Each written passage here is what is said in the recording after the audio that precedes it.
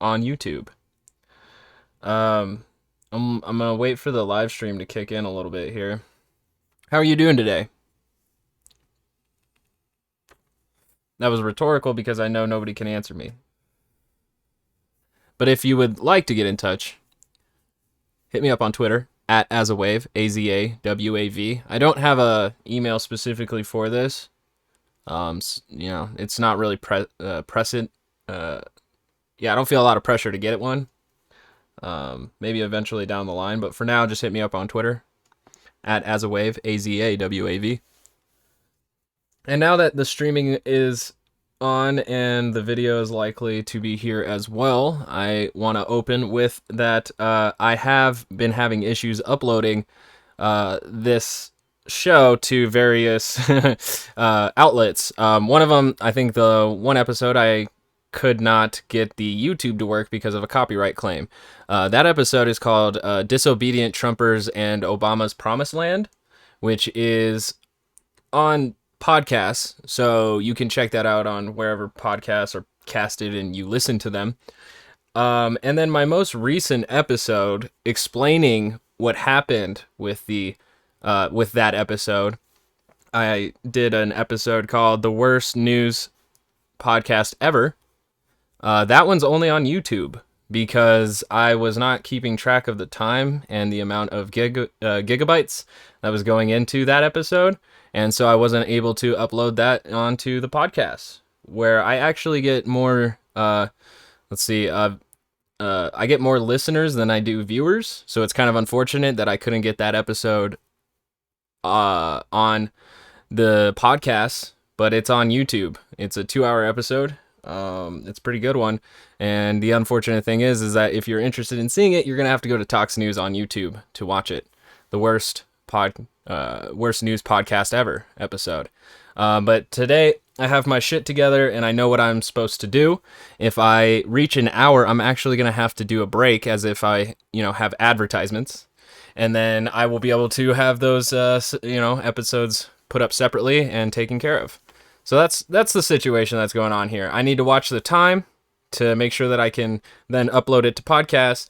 And I also need to watch the content that I include in my videos so that it can remain on YouTube. But that's what I was dealing with, and that's where I'm at. So if you've been along for the journey and the bullshit, I want to thank you for sticking with possibly the worst podcast ever. It's a total shit show. And I'm proud to do it, and I'm proud to present it to you. So let's begin.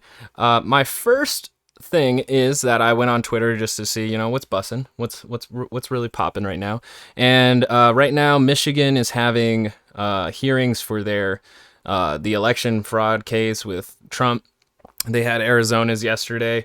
Still, so far, none of this is actually leading anywhere. It just seems to be, feeding into the rhetoric and propaganda that it's a rigged election. It's really only feeding into the right-wing narrative that this election was stolen from a president who lost by massive margins.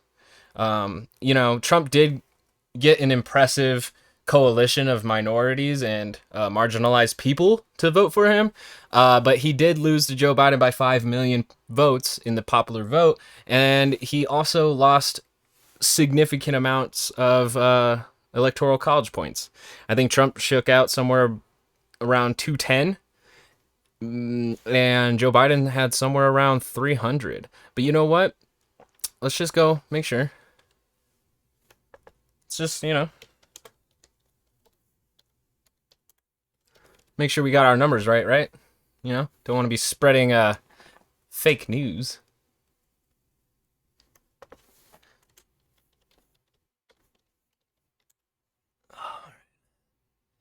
Yeah, okay, so I was off for Trump. Trump actually had 232 electoral college votes, where Joe Biden had 306. Still a pretty wide margin, and Trump would have to swing several of the swing states back into his favor, and it's a significant amount of them for him to actually come back into a 270 electoral college win.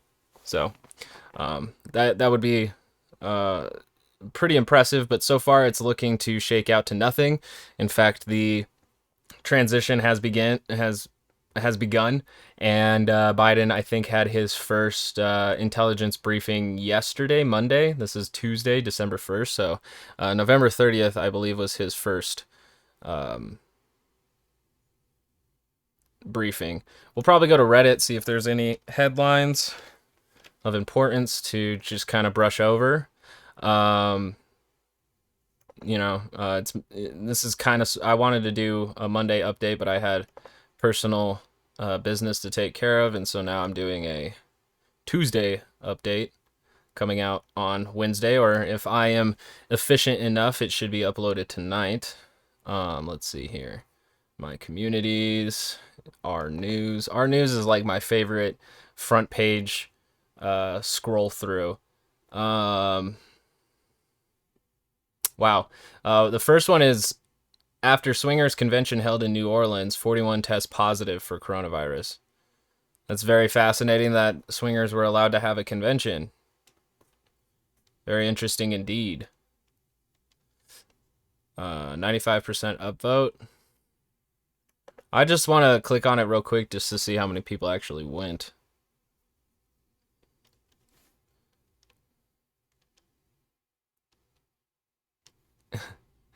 Yeah. There's so many pop-ups. It's very frustrating. All right, let's scroll down. Let's see. How many people were at the gathering? 2,000 attended last year, and about 250 people checked in this year. All right. 41 coming out with coronavirus, and it's, we still have time for it to develop, because the thing is that the 41 people who tested positive may or may not have came into contact with people outside of the convention, so that's super cool. And then recently, I don't know if I already covered this, but the CDC reported that for every coronavirus case that we do find, there's 8 that go unnoticed. So still breaking records and staying first. That's the American way. But also here, just breaking news is that Ellen Page has come out as transgendered and changed his name to Elliot Page, already announcing that he, him is his preferred pronouns. Ellen Page, I think from Juno, very beloved movie. I love that movie, and I think everything I've seen Ellen Page in is also like usually just supremely acted. Great actor. And when somebody comes out, like I think Sam Smith, singer-songwriter, came out a couple months ago, I believe, as non-binary. When you have a situation like this, you have the anti-transgender community come out to voice their opinions. So immediately seeing this trending, I found the New York Post reporting on it, and I think it would be enlightening to get a bit of the American consciousness by going into the mentions to see what people say, and then we'll get to the good stuff. But I want to congratulate Elliot, because it's not hard to be your authentic self all the time in America, especially if you're famous. There's you're always held to a certain standard of how you're supposed to present yourself when you're famous, and so this is going to be a little difficult probably for Elliot in social issues, but it's their life, and I think Elliot Page can do whatever he needs to do to feel comfortable on this planet. Unless that means like murdering people. I'm not soft on murderers, But anyways, the mentions. So the first one, and it has 67 likes. The first one is by the Oxford, who says that means she's going to implant a dongle? What is the difference between gay and transgender? Poor soul. I hope she's happier now. This first one is probably the most unenlightened tweet I have read in regards to this, because the Oxford continues to use the unpreferred pronouns for Elliot, and also seems to be focused on how having a penis is the most important thing, when in reality, Elliot might be more concerned with how he is appearing to people in normal circumstances. So I give that tweet a 1 out of 10. The only thing I give them a slight point is that at least they are concerned with Elliot's happiness, even though they still misgendered them by saying, I hope she's happier now. But, it is, in America, we are super progressive until we actually find something we don't understand. Then it's a different story. Inspiring Visionary, the second comment, says, it's so irrelevant, but I'd be lying if I said it didn't make me chuckle to see the MAGA Cult 45 tribe have a meltdown. All right, that's funny. And they're getting ratioed pretty hard. They have about 72 replies and 48 likes, and that's because this is the New York Post. So if you know anything about the New York Post, is that it's super right-wing. And I thought, honestly, there would be a lot more comments here that were going to be of that persuasion and thus total dog shit. But it seems like the top two, not so much. The third one, it says, he is called Elliot. There's no need to use his dead name on a headline like this. So the comment after that says, please redo this headline.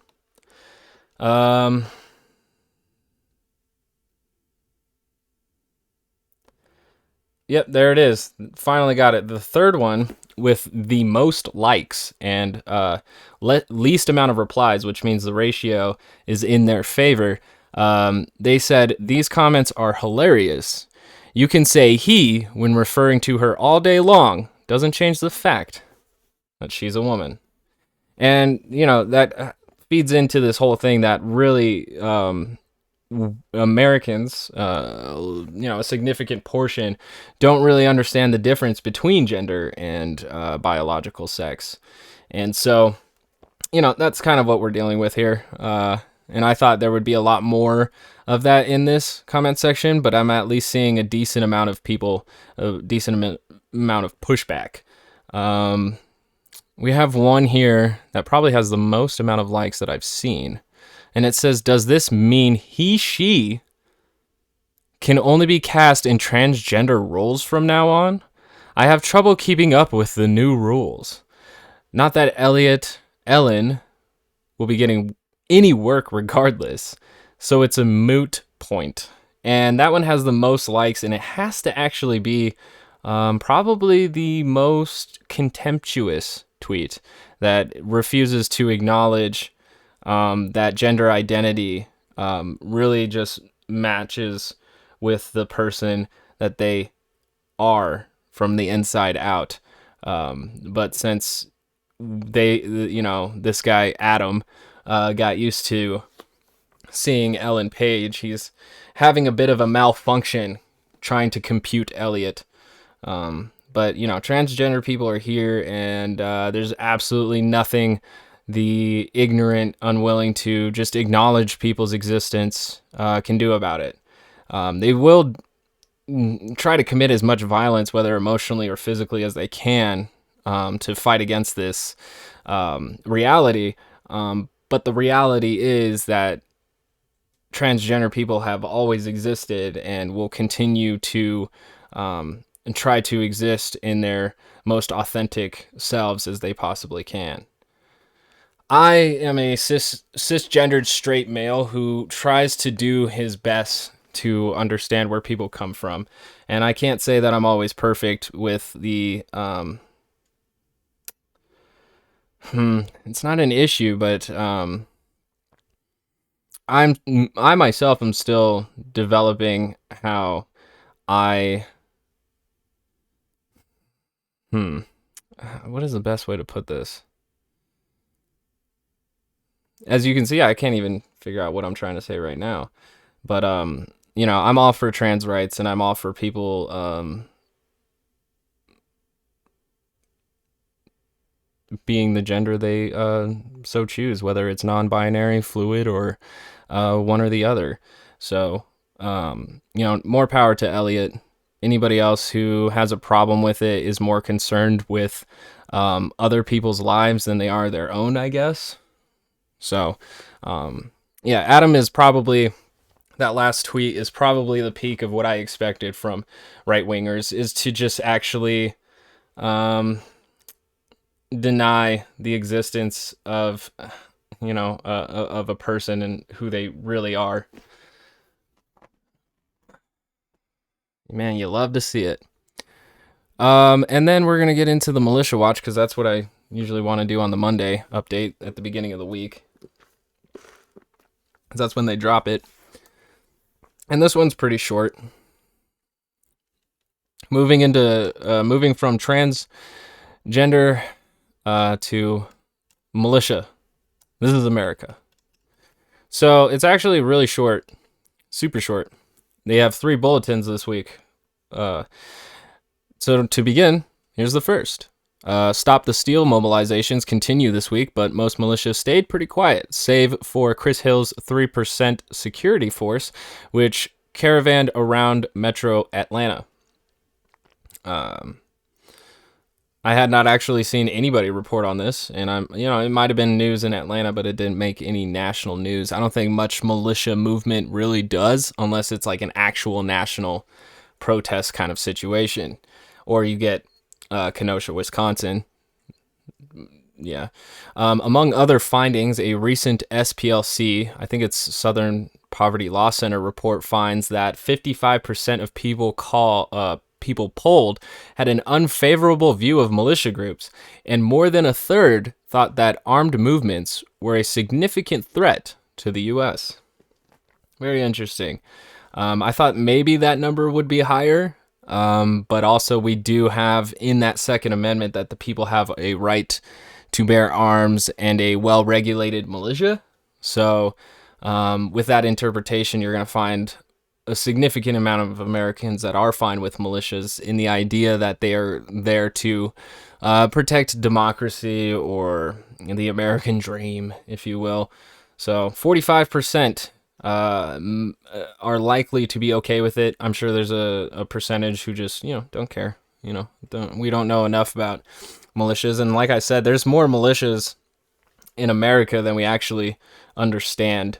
So most people would probably think of Proud Boys, even though they're not necessarily a militia. They're more of a street fighting gang. But, we have a wide variety here in America.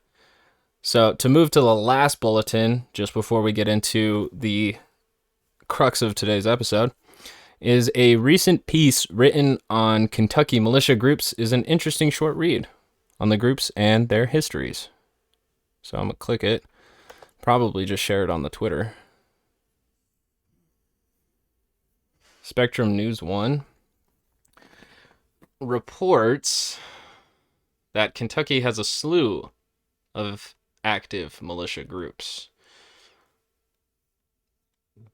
3%ers, Oath Keepers, laws on the books, identifying the groups, the Kentucky militia.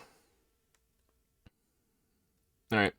So it's actually a pretty decent read. It's not actually very long. I think it would probably take about 20 minutes if you just went straight through it, maybe even 15. But I'll probably just tweet it out and then maybe even get into it on one of the next episodes, because it's definitely worth a read. But unfortunately, I have to read another article. So if you're interested to get into it before I can do anything about it, it's from Spectrum News 1. Kentucky has a slew of active militia groups. All right. So today's episode was titled Religious Freedom or Freedom of Religion. And it's mainly because I've been seeing, the Supreme Court recently approved Amy Coney Barrett, who has a pretty thick past with, I can't even remember the specific group that she was a part of, but she is fervently Catholic, and it seems to have a lot to do with her person, with who she is. And it was a major concern for a lot of Americans, mainly in the abortion rights and gay marriage spectrum, because of the past, for a long time, but certainly for the past 20 years, religious groups have been the most fervent in fighting against those rights of having an abortion and gay people, allowing gay people to get married. And that's why I wanted to talk about, the difference between freedom of religion and religious freedom, because in a lot of ways in this country, people kind of conflate the two, even though when you really play out the saying, there is a bit of difference between having religious freedom and the freedom of religion. It sounds kind of like semantics, but in all honest truth, there is a difference, especially depending on the context of what somebody's using it in, and that's why I want to get into it. But I also had, let's see here. I've seen a lot. I've seen a few things, but with Amy Coney Barrett being confirmed, a lot of people were worried in that regards. And where'd it go? I had a tweet from Steven Crowder that felt just right for this episode, and I don't know if I ever saw if he actually had the rant, but he said, "Pretty pissed off with the church," in quotes, "and these absolutely pussified pastors who concede constitutional rights in the name of kindness," quote unquote. Rant incoming, 10 a.m. Eastern, louder with Crowder. And I find it interesting because I think recently the Supreme Court had ruled that coronavirus restrictions on gatherings don't apply to churches and religious gatherings. So Crowder was offended when, I guess, maybe the Pope came out or certain churches said that they're going to still uphold gathering restrictions in the name of public safety. And Crowder believes that makes them pussies for not having as many people gather in their church as possible during a pandemic. Even though I think the actual pussifying is continuing to go to church as if you're not infecting a bunch of people as often as we are. Which brings me to a usual segment of this show. How many people were infected with coronavirus yesterday? And the number reads 168,000. We're still staying above 150 per day. 1,265 people died yesterday. And Crowder is more worried about churches not having the maximum of gatherings than he is about these numbers. And that's kind of the unfortunate thing is because I understand that going to church on Sundays is important to a lot of, professional Catholicists and evangelicals. You're considered pretty soft if you don't go on Sundays. But I honestly think that, the belief of being able to worship God anywhere comes very powerful in a time when we actually need to come together and separate. We all need to do it together, and I feel that people can put on special services at home and worship in their own way. It's very fascinating that we have to have a church in order for it to remain in the sanctity of what we understand as the divine. But moving on, because the subject of the podcast is religious freedom or freedom of religion. And where that mainly comes from is the First Amendment of the Constitution, which reads, "Congress shall make no law respecting an establishment of religion, or prohibiting the free exercise thereof, or abridging the freedom of speech, or of the press, or the right of the people peaceably to assemble and to petition the government for a redress of grievances." This is the First Amendment, and it is the most important to Americans. Maybe it's a close tie for the Second Amendment. But it says here very specifically that Congress shall make no law respecting an establishment of religion, which is the idea of the separation of church and state. that, the church and Christian, Islamic, Judeo-Christian God, or really of any religion, because it just says religion, should not have any bearing on the government's actions. That's the idea behind separation of church and state, regardless of the fact that American money has "In God We Trust" on its money. Our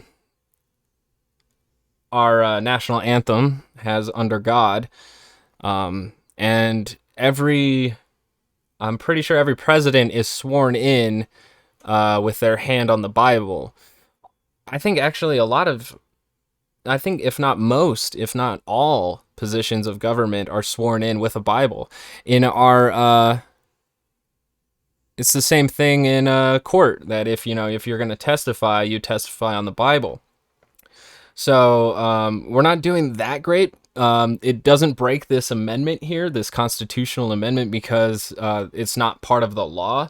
We've just kind of made it part of this like ritualistic tradition that we're a Christian nation, rather than actually exercising any specific Christian value, like presenting anything through Christianity. We're really just more focused on just kind of it being implied that this is God's chosen nation, and we've been manifest destinying since we conquered the West, basically.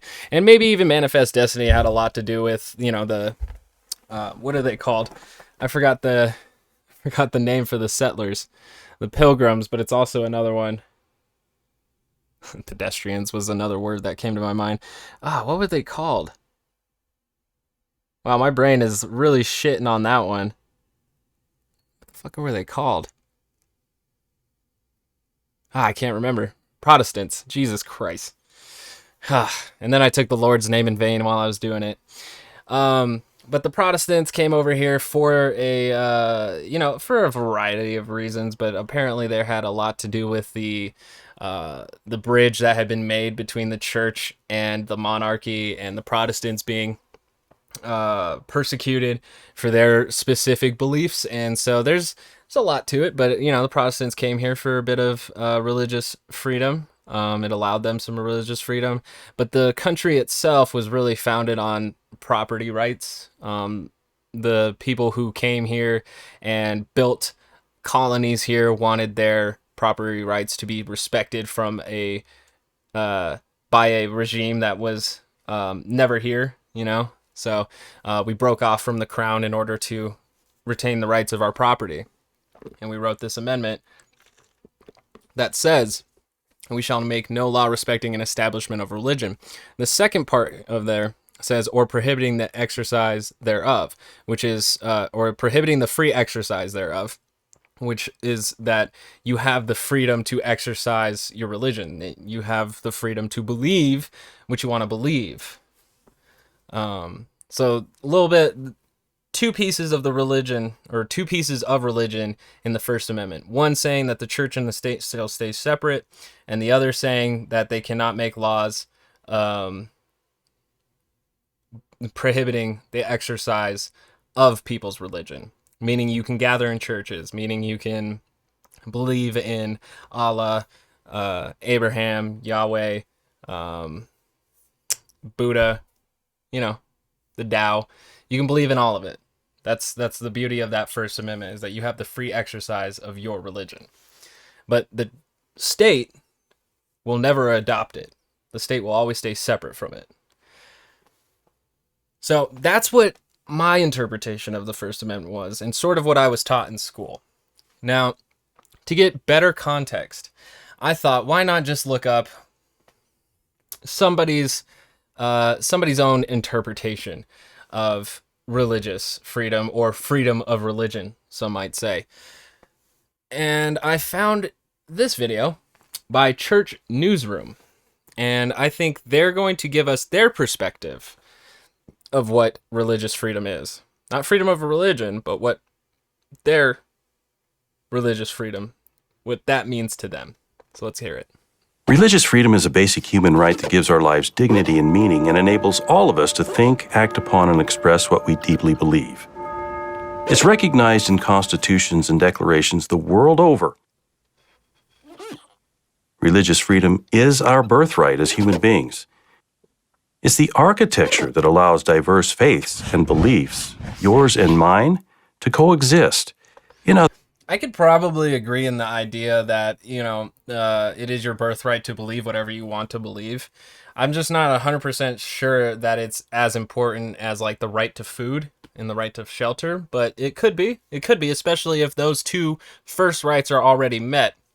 But there apparently this is like the pinnacle of human rights, is just the freedom of belief. In other words, it's the right to live our moral convictions freely, in public, and with room to flourish.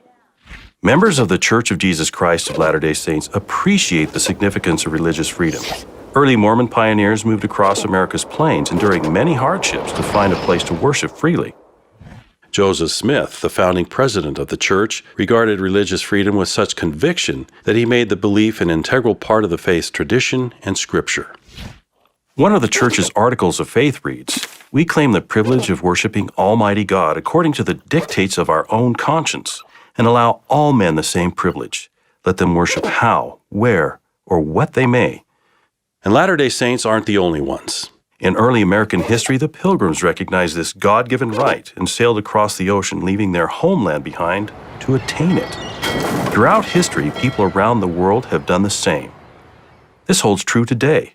Religious freedom allows us to worship how we choose and gives all people the right to think what they want, say freely and publicly what they think, and to openly live their lives and their beliefs while allowing others to do the same. Religious freedom richly benefits society, too. I can understand where that's coming from, because religion has a lot to do with people's beliefs. Mainly around creationism and then also the purpose of human beings. But, I don't think religious freedom is that essential to freedom of thought. Mainly, because, we've been circulated through so many different forms of religions that I guess, it's very important to have. But with the emergence of science, I think that kind of not invalidates it, but it negates it a little bit, just because the freedom in believing in science is also a part of that. But I just don't see how having religious freedom is equivalent to freedom of thought, especially with a lot of religions believing that if you don't believe in their God, you are wrong and you're going to hell. You're a sinner. So that's just very fascinating to me that they're going to equate the two, that freedom of religion is essential to having freedom of thought. I feel like it's the other way around, that freedom of thought is essential to the freedom of religion. But hey, I'm just the armchair podcast guy. So, Listen to this. Research shows that when protection for religious freedom is up, tensions and strife go down. So when religious liberty and conscience is protected, societies are more likely to enjoy greater benefits of health and prosperity, harmony, and stability. And what's more, its citizens are more civically minded, more generous, and more neighborly. That cocould be true. That could be true. I feel like a nihilistic society might be a little bit more, self-indulgent, more selfish. But, there's a lot more to that than just religious belief, because I feel like just with the right ideology, say an ideology that is built around sharing, mutual aid, and community, you can have those same benefits come out of it. So, it's really focused. This video itself is really focused in that religion is the root of all of these successes that we have, when, in our subjective relative reality, I feel that's true. But in a general reality, I would have to really wonder and wish we could have some kind of simulation or other society that didn't have a god necessarily or a specific religion, but really did still focus in on community and kind of, faith may still be a part of their existence, but at the same time, overall, the community, I highlighting the community more rather than an omnipotent, invisible being. I'm just curious. Okay, we've established that freedom of religion is a fundamental human right, but that doesn't mean it will always be honored. Did you know that its foundation is being subtly and steadily chipped away? Here we that go. social and legal shifts are squeezing this liberty in a number of ways. For instance, people have been dismissed from educational programs. Religious groups have been nudged from the public square. The ability I don't know if that's necessarily true. There might be certain circumstances, and we're not giving context on any of that. But it seems we're going into that right wing direction where you're being suppressed because of your beliefs. But I'm not 100% sure. Christians do feel that their beliefs are under attack, especially in a situation with the rights of gay marriage. And to bring that to a finer point, there is that the case I think from 2015 of the baker who refused to bake a cake for a gay wedding. So they feel themselves under attack because gay people are flourishing, and that's because the Bible says that it's wrong for a man to lay with another man. But this is from a book that was written thousands of years ago when societies were really worried about their populations. And I'm not really sure of the level of deviancy they actually thought it was, because they all came from societies such as like Greece and Rome, where sexuality was a bit more fluid. of religious organizations to manage their employment and property has been challenged, all because they follow their consciences. And I also like that he said property has been challenged. I mean, like overall, churches do not have to pay taxes. Their bills are very minimum, and they are allowed to get completely untaxed tithing. So I don't think it's really under attack as much as they're saying it is. I just think that the belief in religion and the organized Christianity and all of that is really going down because of science, and also because of the contradictions and paradoxes that are in the Bible. So I feel people themselves are moving away from these organized religions and moving more into their own individual beliefs that don't necessarily need these organizations. So, what can be done to preserve this fundamental freedom? First, people must work together to maintain its structural integrity, whether religious or not. They should also be fortifying each other's freedoms by weighing in on the discussion with their own views in reasonable and meaningful dialogue. And that's what we're trying to do here on this podcast. Church leader Elder Quentin L. Cook adds this: It is important to become well educated on this issue, to take responsibility to pass on to future generations the religious freedom you now enjoy. Defend religious freedom on the internet and in your personal interactions in the neighborhoods and communities where you live. Likewise, as we engage in public discourse, we should remember the repeated encouragement by church leaders to act with civility, tolerance, and respect. If you want your religious beliefs to be protected, you need to defend the beliefs of your neighbor, even if they don't mesh with your own. Religious freedom's umbrella of protection covers everyone, especially those most vulnerable in society. All deserve their place in the public square. No one should be mocked, mistreated, or silenced for following their moral conscience. That goes for religious institutions as well. Remember, a society is only just and free as long as religious freedom is sustained, nurtured, and protected through the vigilant efforts of communities, groups, and individuals like you. Learn more at newsroom.church. So, yeah, I mean, they're holding religious freedom as the very fundamental human right, where I could definitely agree. The unfortunate thing is that religious freedom seems to kind of attack the freedoms of others.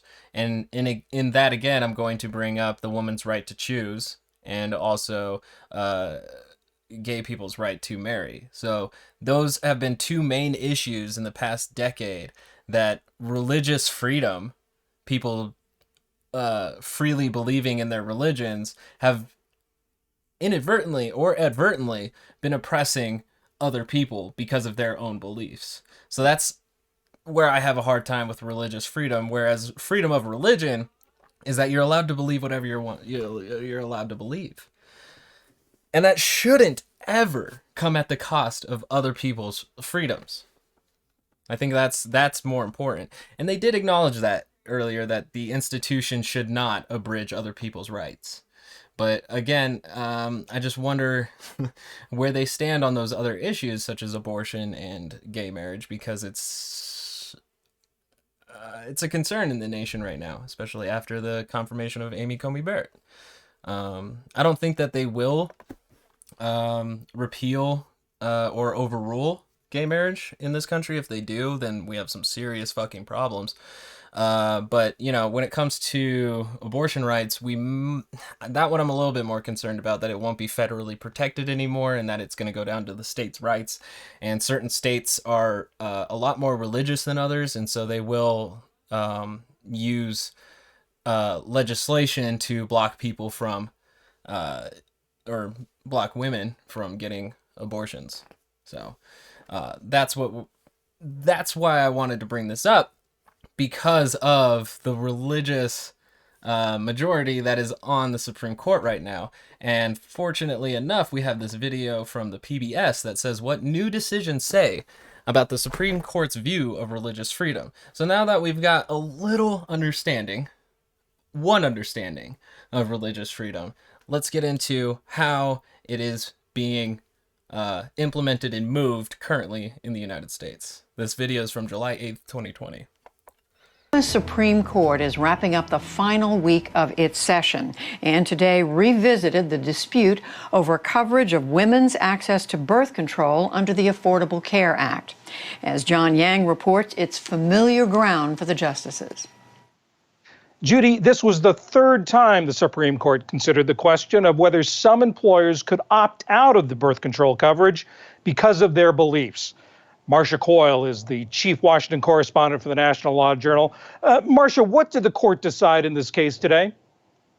John, the court, in a 7-2 ruling written by Justice Clarence Thomas, decided that the Trump administration had legal authority to issue rules, new rules, actually they date back to 2017, that expanded an exemption for religious groups from the birth control coverage requirement.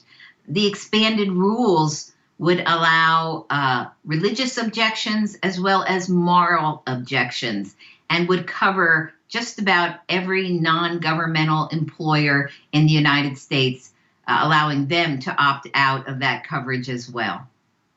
So in this final 2 weeks, I kind of have to wonder, because in my mind, I know Chick-fil-A is pretty open about their religious beliefs, and Hobby Lobby is another one.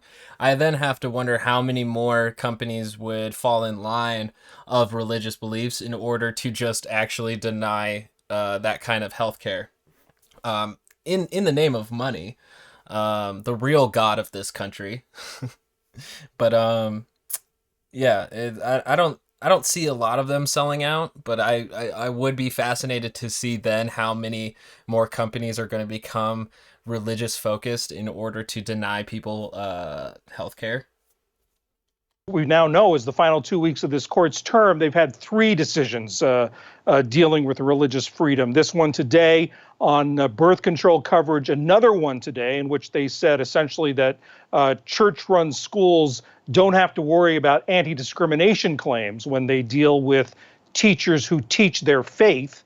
And then last week, a decision.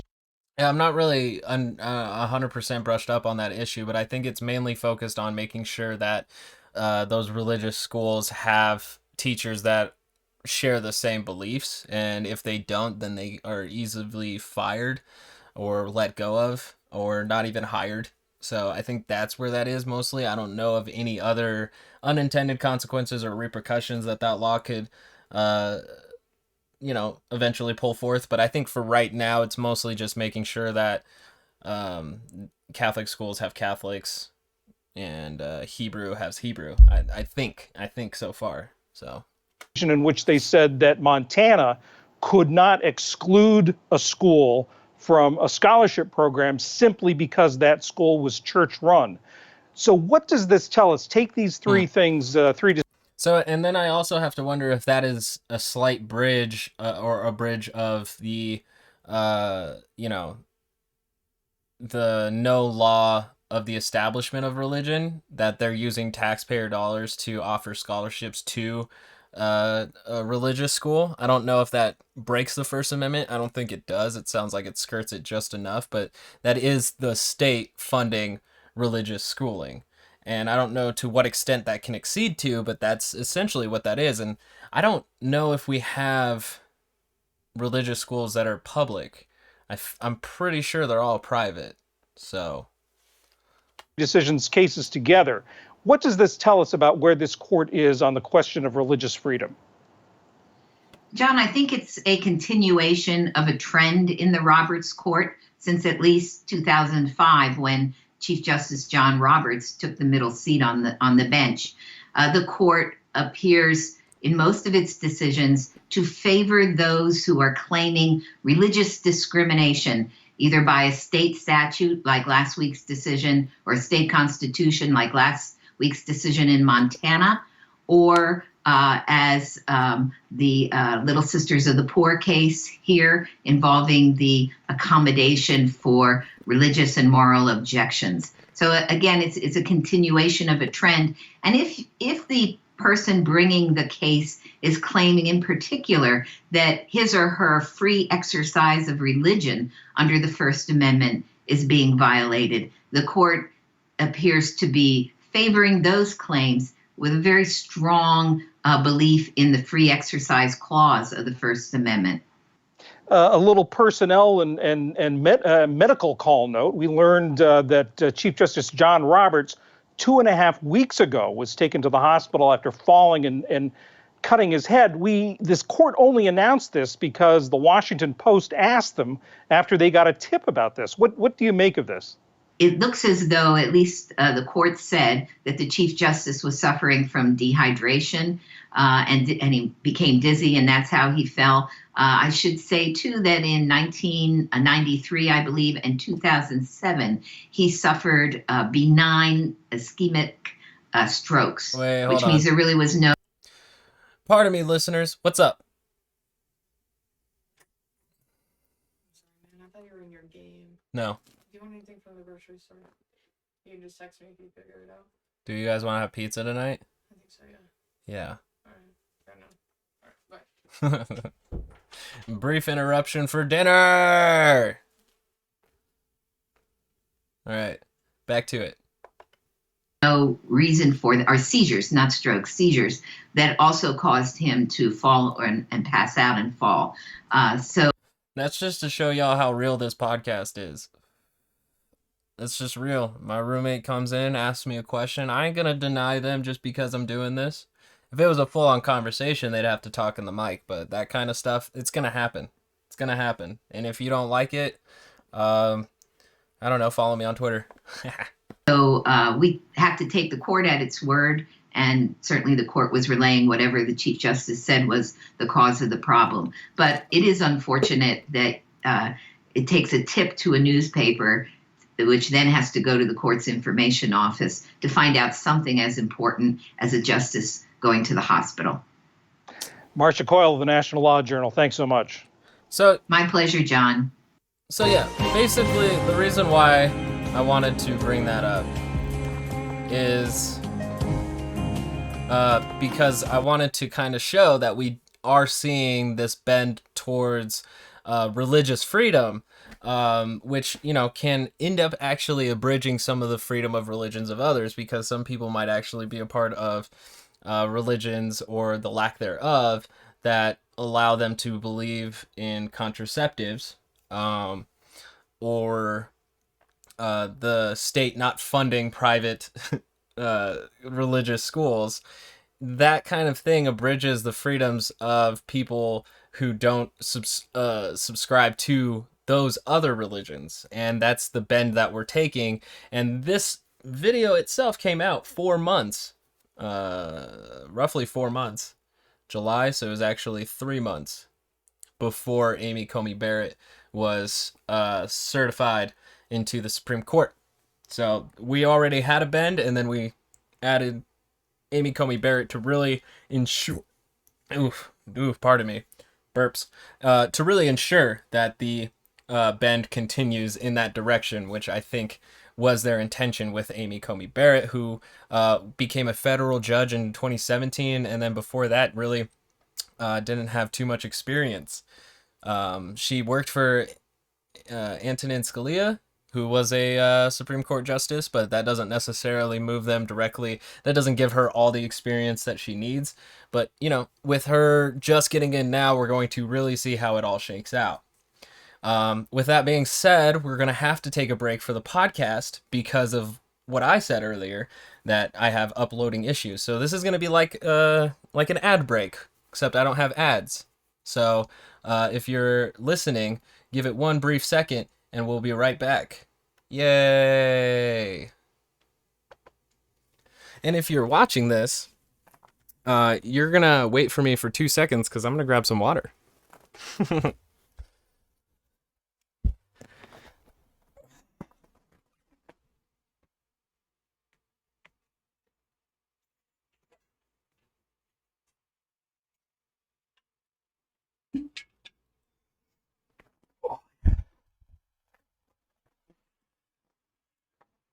Oh, yeah.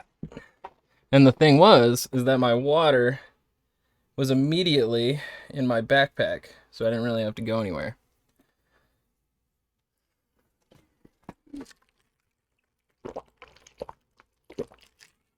Oh, yeah, that's good stuff. Water's the best. All right, so. And we're back. Speaking to the podcast, because if you're watching the video, then you saw me take a decent gulp of water. If you aren't watching the video, you can check it out on Tox News on YouTube. Here, I'm going to take another drink so that the podcast gets one too.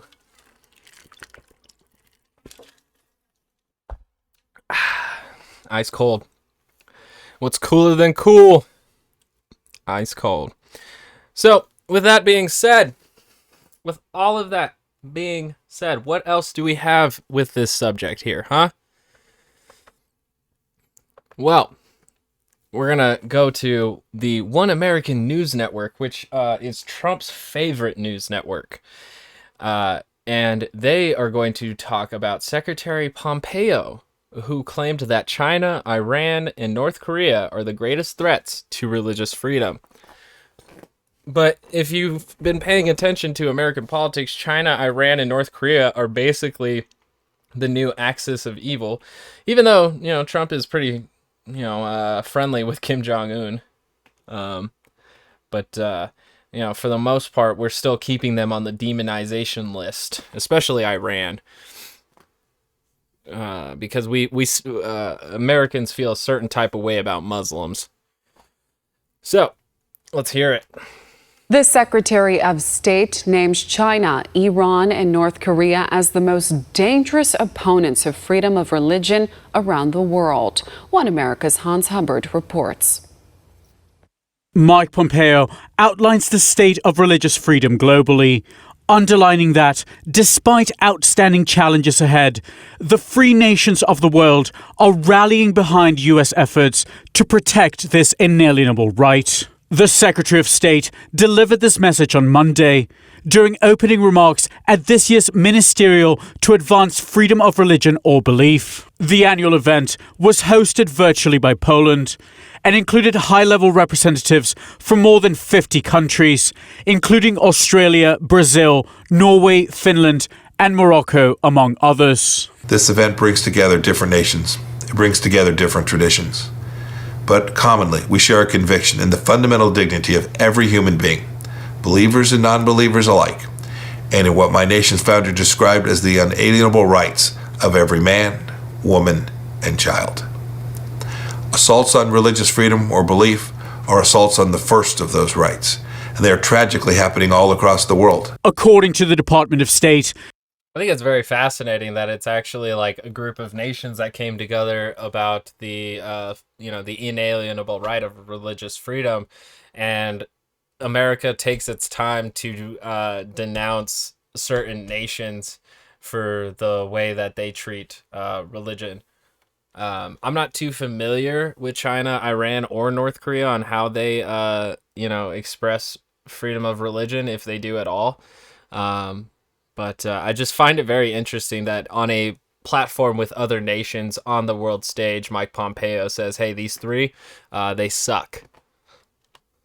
The ministerial represents an opportunity for world leaders to assess the state of religious freedom around the world and discuss concrete proposals for the advancement of individuals' right to practice their beliefs. Addressing the most significant threats to this right, Pompeo singled out the authoritarian regimes in China, Iran, and North Korea, naming them as the principal aggressors against the free exercise of religion worldwide. To this effect, he cited the persecution religious minorities, and in some cases, all people of faith, endure under these governments. Chinese Communist Party's war on faith targets Christians, Muslims, Buddhists, and Falun Gong devotees alike. The party spares no one. The Iranian regime's persecution. My real problem is, we are well aware of China's treatment of Uyghur Muslims in their nation. Basically moving them into camps, re-education camps, also concentration camps, and work camps. So there is persecution going on in China. The unfortunate thing is, though, is that when Mike Pompeo makes this accusation, he provides zero evidence. He says only that they are an enemy to the freedom of religion.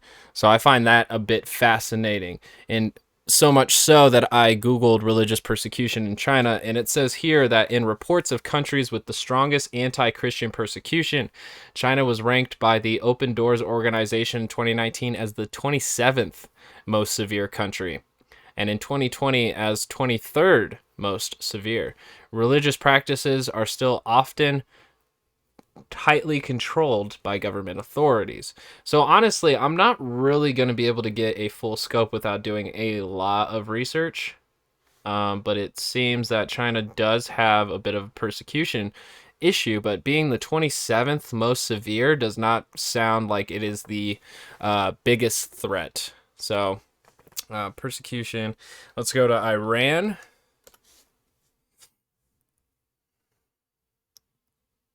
I guess the Open Doors organization has a page on Iran right here.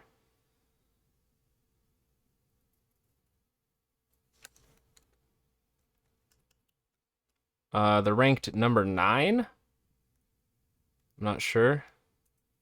It says here on OpenDoorsUSA.org that it's illegal to convert and illegal to preach. Iranian society is governed by Islamic law, which means the rights of and professional possibilities for Christians are heavily restricted. Christians are forbidden from sharing their faith with non-Christians in Iran, and it is illegal to produce Christian literature or hold church services in Farsi, the most common language in Iran. Converts from Islam face persecution from the government. If Christians attend an underground house church, they face the constant threat of arrest. So, that one, they are, what are they? I feel like they're a certain sect of Muslim. There's the Shiite and Sunni. I'm not 100% sure which Iran is, but it is pretty strict. And I can't tell what this number 9 is for. Maybe it's the 9th most severe. I can't really tell, but they put a giant number on it. Oh,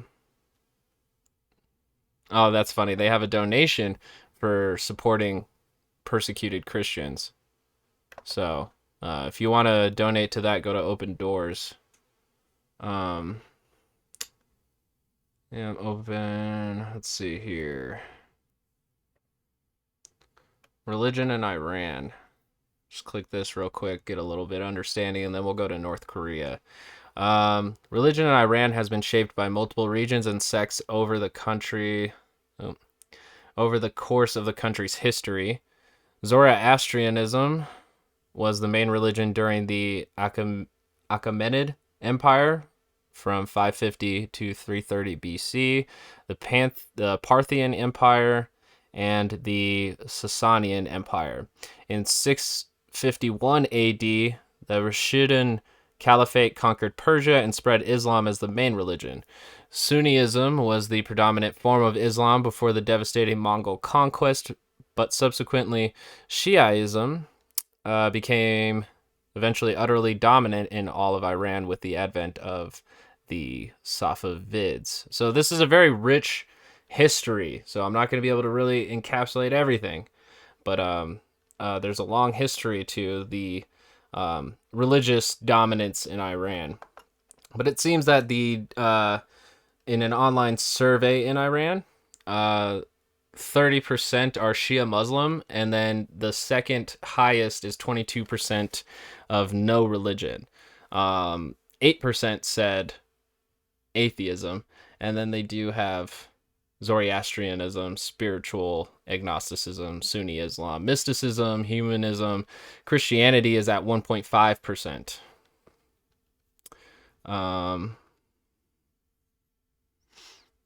So, and it says, according to the CIA World Factbook, around 90 to 95% of Iranian Muslims associate themselves with the Shia branch of Islam, the official state religion, and about 5 to 10% with the Sunni and Sufi branches of Islam.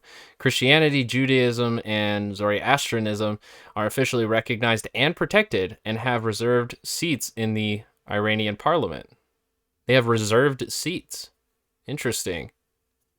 Iran is home to the second largest Jewish community in the Muslim world and the Middle East. Interesting. The two largest non-Muslim religious minorities in Iran are the followers of the Baha'i faith, which is basically, they believe every religion has some truth in them. And then Christianity. The Baha'i community, historically the largest religious minority group in Iran, has been persecuted during its existence in Iran. So it sounds more like that one is more persecuted than Christianity, but let's click the Christianity here and get a little bit. Christianity has a long history in Iran, dating back to the very early years of the faith, and Iran's culture is thought to have affected Christianity by introducing the concept of the devil to it. Interesting. There are some very old churches in Iran. Perhaps the oldest and largest is the monastery of Saint Thaddeus, which is also called the Gara Khalisa, the Black Monastery, south of Baku. By far the largest group of Christians in Iran are Armenians under the Armenian Apostolic Church, which has between 110,000 to 250,000 and 300,000 adherents. There are many hundreds of Christian churches in Iran, with at least 600 being active serving the nation's Christian population. As of early 2015, the Armenian Church is organized under Archbishop Sepu Sargsyan. I apologize if I got that wrong.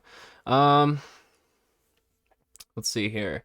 Christian groups outside the country estimate the size of the Protestant Christian community to be fewer than 10,000, although many may practice in secret. So, it doesn't sound as persecuted as they're making it out to be. Again, this doesn't sound like it's the most persecution of Christians. I think it's just more of a focus because we don't like Iran in America. We do everything that we can to build the idea that Iran is the enemy of America when really they're not a threat to us whatsoever. I think for the most part it's just their resources that we're really after, and we're hoping to get a regime in there that will make it easier for us to extract them. So, religious persecution in North Korea. In North Korea, the Constitution guarantees freedom of religious beliefs. However, in reality, there is no freedom of religion in the country. According to one report, at least 200,000 Christians have gone missing since 1953. Christians in North Korea are said to be the most persecuted in the world. So, at least that one was a bit more consistent than the first two. China and Iran don't sound to be that I don't know. They don't seem to care that much about Christians in their nation, although it's not ideal for you to be either. Especially in Iran. Iran, I'm sure, is a bit more taboo in cultural and society, but they don't go out of their way to persecute, where it seems as in North Korea it is a bit more of an issue, so much so that it has been marked as the most severe. Of religious minorities and its blasphemy laws have held the Iranian people hostage for now 41 years. When he says blasphemous, I'm not sure if he's meaning because they believe in Islam and they believe in Allah, and him probably believing in Yahweh, and or he means that it's blasphemous against the American Constitution, which, you know, you could say is another form of religion. It's definitely a mythos in the same vein as the Bible, with less stories in it. And in North Korea, there are executions, tortures, and imprisonments of believers for the simple acts of devotion like having a Bible. Despite the onslaught against religious belief carried out by authoritarian regimes, however, Pompeo took a moment to highlight. Just remember, there are Christian churches in both China and Iran. We just read that. So it may be true in North Korea that you can be persecuted for having a Bible, but they have full-on churches in China and Iran. So essentially, I can say for certain Mike Pompeo is stretching the truth, if not outright lying. Recent accomplishments in the field of individual rights, expressing confidence that under US leadership, the tide is turning against these transgressions. But we can have some joy as well. The gains we've made, the civil society roundtables popping up all over the world, the country-level conferences on religious freedom, and indeed today's event give me hope that See, and it's very fascinating to me that, like, and I've seen it mostly from right wing, and I'm pretty sure Mike Pompeo is considered a conservative in America, that they really, like, keep using the word religious freedom rather than freedom of religion. And I really think that does split the line, that, you know, religious freedom is that, you know, the full freedom of, you know, it's religious freedom, that Christianity has the freedom, that Judaism has the freedom. Not that the person has the freedom to believe in Christianity or Judaism or the Chinese Communist Party, but that they have the freedom, or that Christianity has the freedom to exist within a nation's borders, is what they're more concerned about. others are rallying to our noble cause. Let's keep up our work to secure freedoms in our home countries and to speak up on behalf of victims of religious persecution all around the world. Let's proceed with the understanding that faith is eternal and tyranny must be overcome. And let's all pray for our success. Hans Hobbard, One American News. Want to see more videos? So, that I find that to be very interesting, as we're talking about, you know, with religious freedom being one of those roots to human rights. And that brings me to what really started this whole thing here. Because religious freedom being so important, we're going to have to get into PragerU's video, because PragerU has at least 2 point million, Jesus Christ, get your shit together. They have 2 million subscribers, and so they reach a good amount of people, and they came out with this video about a week ago. What is religious freedom? Why is it Here we go. important? And why is it now under threat? Hold on a second, I can hear you saying, religious freedom is threatened? Who doesn't have... What I like about this guy is that his name is Kelly Shackelford. He is going to talk about religious freedom, and in his name is Shackle. I just think it's funny. have religious freedom in the United States? You can be a Protestant, a Catholic, a Jew, a Muslim, or a Wiccan. You can believe in anything or nothing. Yeah, I mean, America does allow the existence of, like, the Satanic Church and the Church of Satan. Although culturally and in public spaces, you probably will get, like, you know, glares and people talking shit to your face.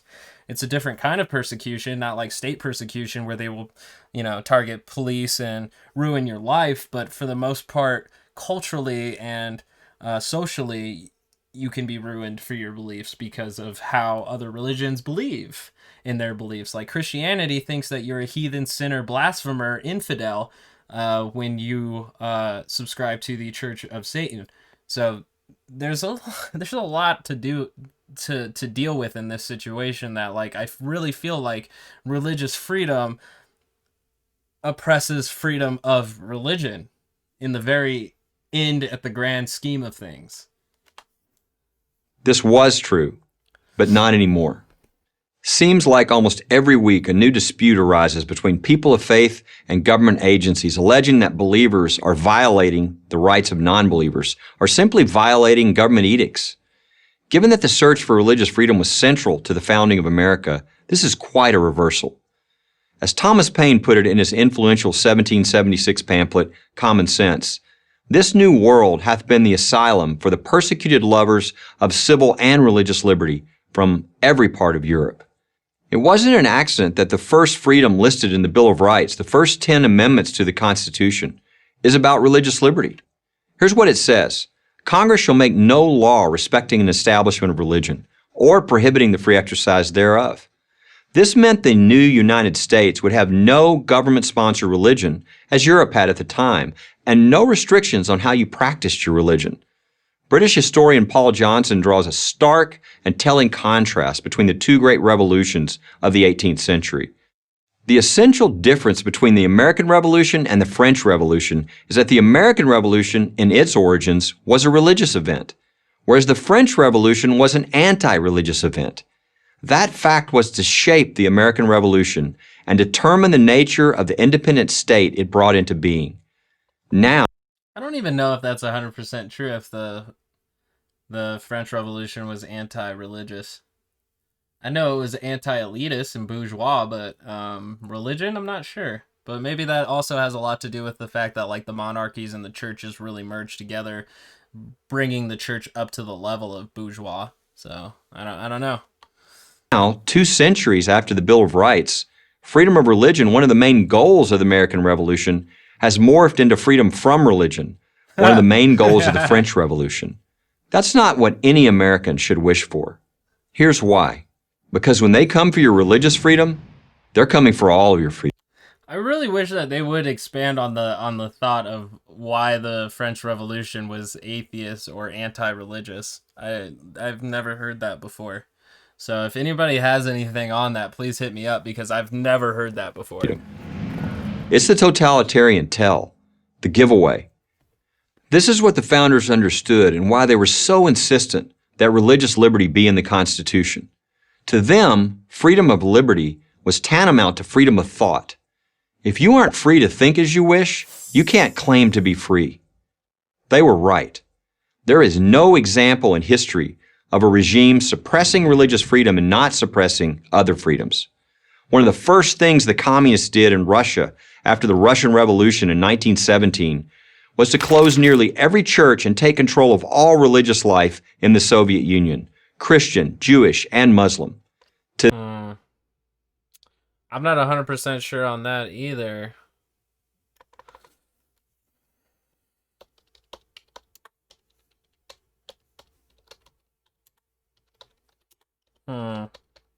Sometimes you just gotta Google things. What was the religion during Russian Revolution? The Soviet Union was the first state to have as an ideological objective the elimination of religion. Toward the end, the communist regime confiscated church property, ridiculed religion, harassed believers, and propagated atheism in the schools. Interesting.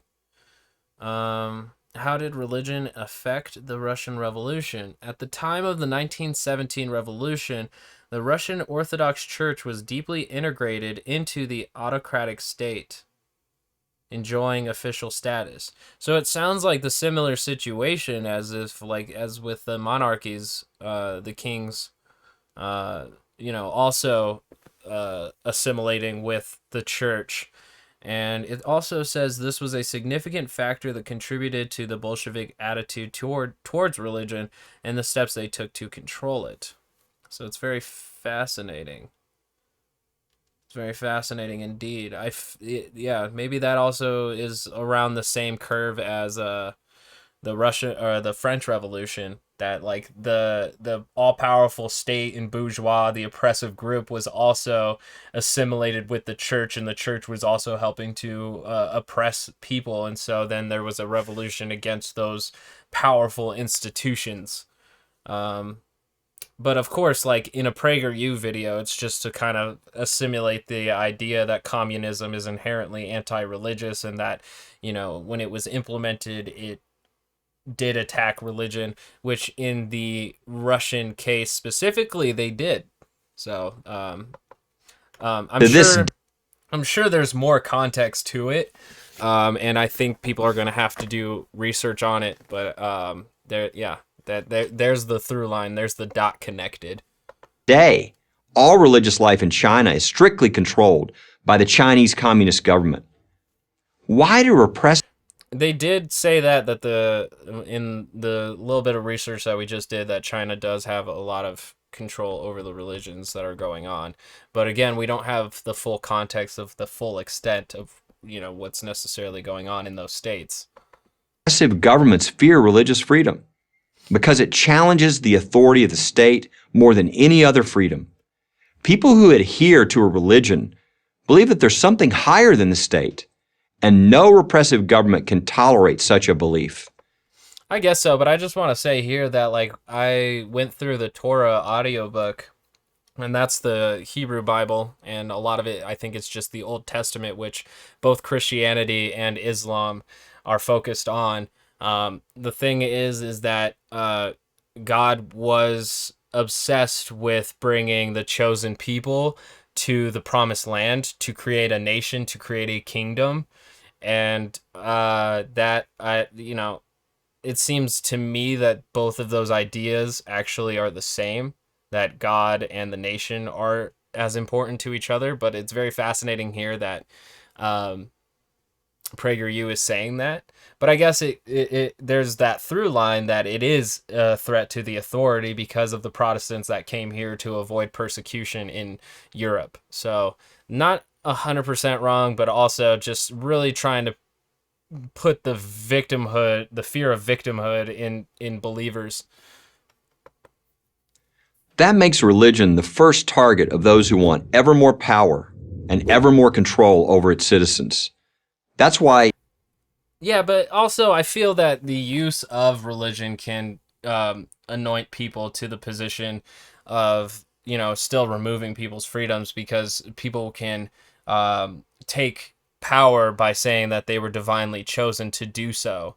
I think back in the second, George Bush Jr., he said that he was told by God to invade Iraq.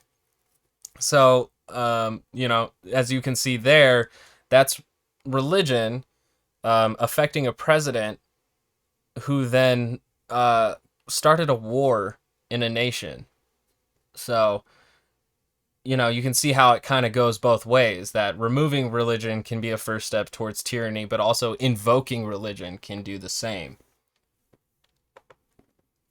Even if you're not religious, if you care about freedom, you should care deeply about religious liberty.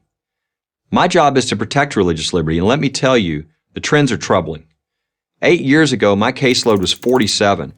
Last year, it was over 300. Oh, wow. Here are some recent examples. Bremerton, Washington high school football coach Joe Kennedy was first suspended and then fired for going to a knee after a football game to say a brief, silent prayer. A 3-judge panel for the Ninth Circuit Federal Court of Appeals. Hold on. Yeah, because that's not, you can't, I don't think you can do that. But here's the thing, though, is that corporate policy can be challenged in the Supreme Court or in federal court because of the First Amendment. But corporate policy always kind of runs on its own deal. So, until they make a law that says corporate policy can't be discriminated by this, they did discriminate someone based on their religious beliefs, and so they probably ended up losing that case. But I'm gonna look up Joe Kennedy just to make sure.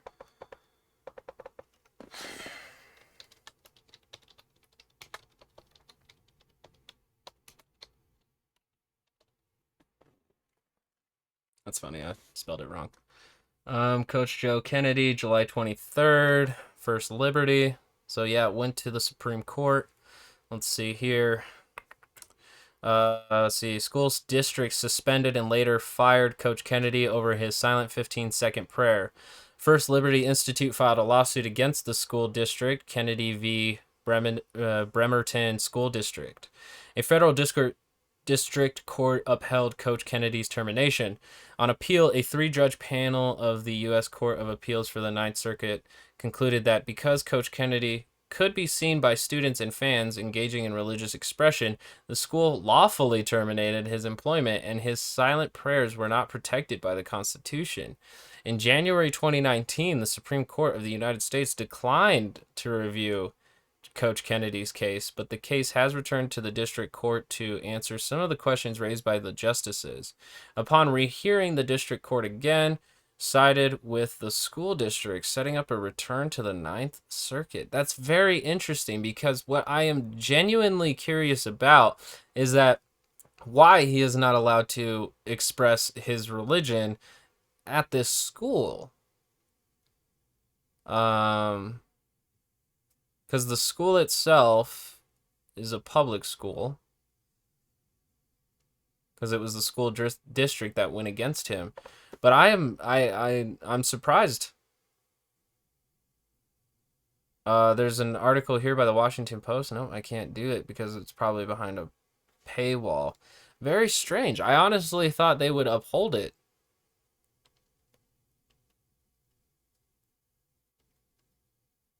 I'm gonna click this article here that says that the schools did not violate Coach Kennedy's religious rights. I am genuinely curious here. Let's see here. In his ruling, U.S. District Court Judge Ronald Layton noted that the dispute between former coach Joe Kennedy and the Bremerton School District showed the tension contained within the First Amendment. On one hand, an individual public school employee's right to religious expression. On the other, the district's right to restrict that expression when it violates the prohibition on the government favoring a religion. It's so weird because I guess he is a representative of the school district, but it's not as if the school district is endorsing any of his religion. I'm actually not sure I agree with this ruling. I'm actually kind of torn about it. So it says here, although the court is sympathetic to Kennedy's desire to follow his beliefs, the former right must give way to the latter in this case.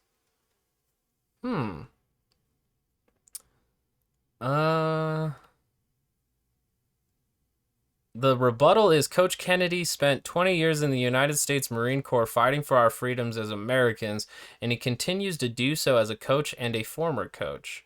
We are very hopeful, whether it's the Ninth Circuit Court or the Supreme Court, we will find a body of law that will provide justice for Coach Kennedy, and not really just for him, but for football coaches around the country. The district spokeswoman says that she looks forward to the conclusion on the matter. In 2015, the district placed Kennedy on administrative leave after he repeatedly violated the district's directive to stop praying on the field immediately after games. After the head coach resigned in 2016, the contracts of 4 of 6 assistant coaches were not renewed, including that of Kennedy. Very interesting because a representative of the district or an employee of the district isn't necessarily the government endorsing it. So I am a little bit torn here because I don't really like the authoritarian approach that districts and also corporations, basically even companies, can have on a person in the way that they're supposed to behave when they're on the clock. So I don't know. I'm actually pretty torn on it because I think if he can request days off based on his religion, I don't see why he can't do a 15-second prayer. I might actually need someone to better explain that to me a bit because I thought this was going to be a why kind of article, but it's just a how.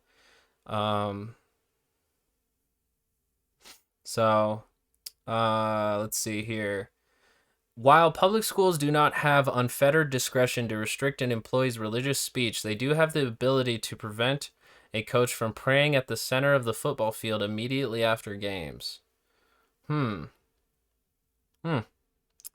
they have the right to tell him not to pray before games, and he chose to tell them that he was going to do it regardless. So I have to wonder, because yet again, it's not the state that is restricting his freedom of expression, which is protected in the First Amendment. It's the district, and the district actually might be able to uphold their own beliefs, which that's what this is that he shouldn't pray before a game while he's on the clock representing the school district. So I guess that's the angle that they're coming from. So we got a little bit of better understanding there. Let's continue. Concluded that because Coach Kennedy could be seen engaging in religious expression by students and fans, the school had the right to fire him. The city of Houston is attempting to ban a small Orthodox Jewish community from worshiping in the home of its rabbi. Given that the neighborhood... Let's look that up real quick. Houston bans Jewish families from gathering.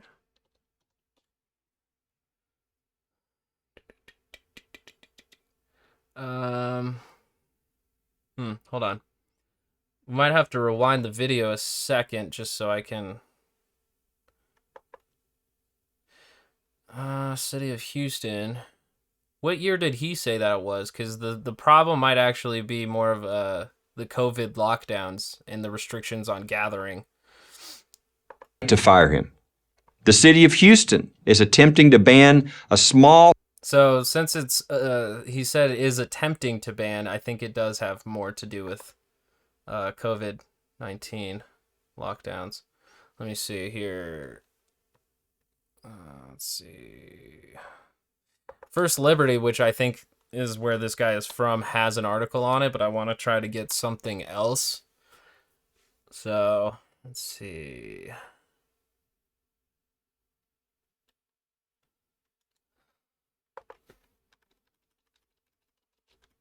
How do I clean up this search that I can pull something up?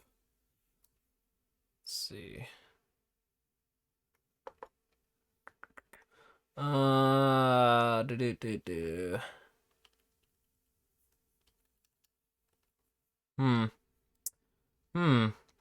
don't see it, so I'm gonna do the First Liberty.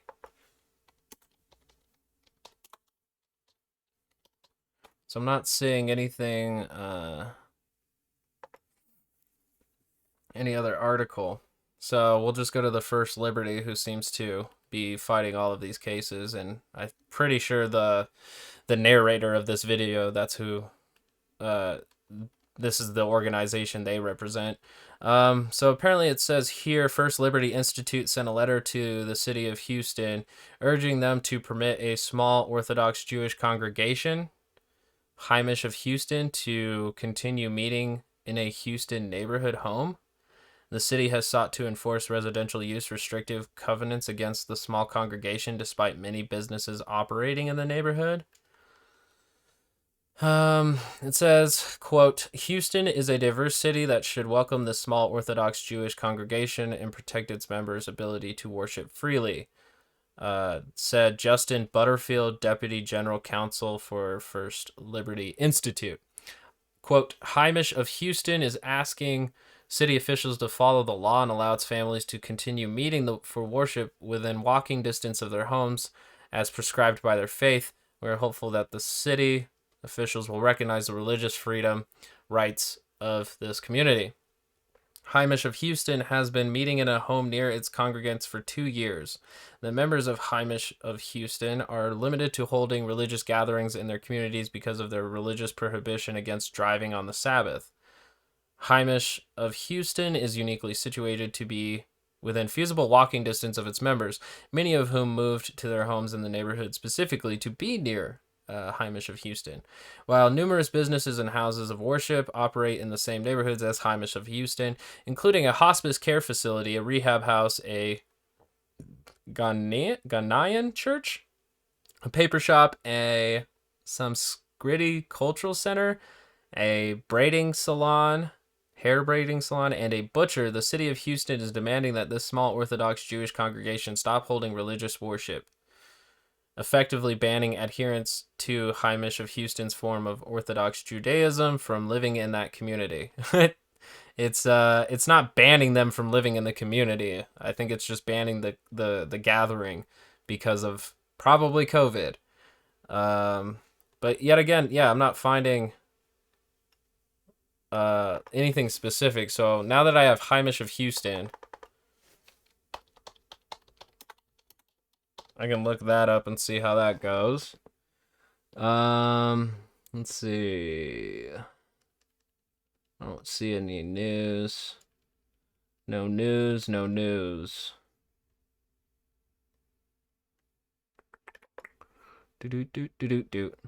Houston is home to longest running Jewish school. I'm not really seeing any news articles on this issue.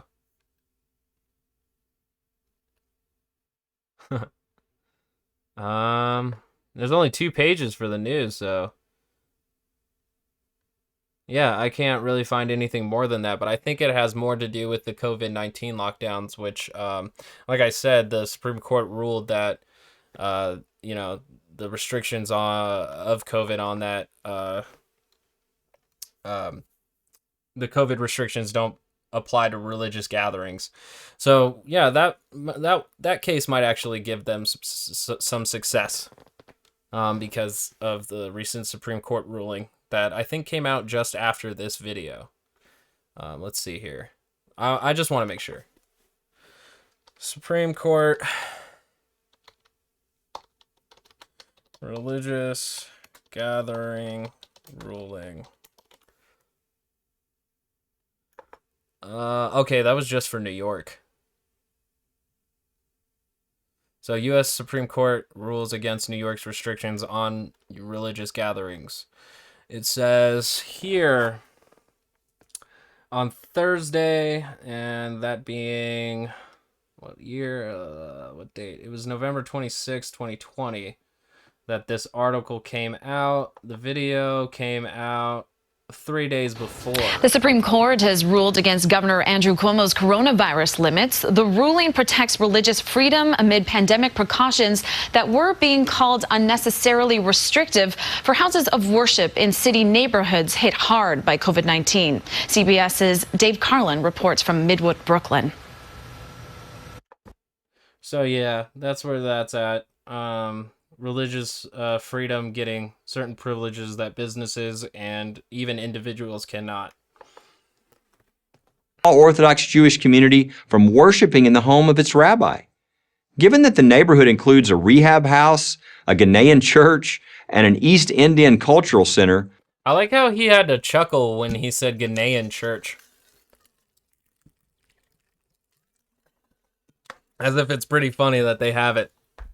But again, like, we don't really understand the situation of the Ghanaian church and whether or not they've been obeying the restrictions, or yeah, there's not a whole lot of context that you get from PragerU videos, but I don't know what Ghanaian is, so I'm gonna look it up just out of curiosity. Religion in Ghana. Okay. Huh. So it's just from Ghana. Huh. Let's see. I don't know anything. Huh. It's a country. Interesting. Even though it's a Ghanaian church, it still might be Jewish or Christian. Because when I was looking at this, it could be Christian. There's definitely Presbyterian and Christian Ghanaian churches. That's just more ethnically focused. The city's action is hard to fathom. A peace cross in Bladensburg, Maryland has stood for almost 100 years in honor of 49 young men who died fighting in World War I. Yet in 2017, a court ordered the cross to be torn down. One judge offered... Let's go backwards and see. Where's this a peace cross in Bladensburg, Maryland. Because again, not a lot of context, so we got to go get it.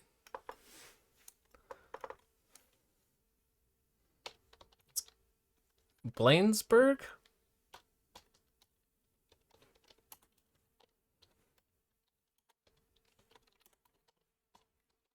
Bladensburg, Maryland. Looks like it's still up.